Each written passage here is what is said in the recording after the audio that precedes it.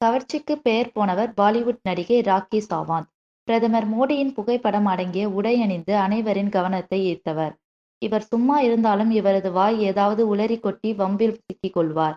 அந்த வகையில் சமீபத்தில் தனியார் தொலைக்காட்சியில் பேட்டி ஒன்றில் ராமாயணத்தை எழுதியவர் வால்மீகி முனிவரை அவர் அவமதித்து பேசியதாக அவர் மீது புகார் அளிக்கப்பட்டது.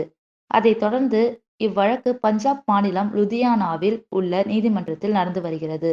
இந்த வழக்கில் பல முறை சம்மன் அனுப்பியும் ராக்கி நேரில் ஆஜராகவில்லை.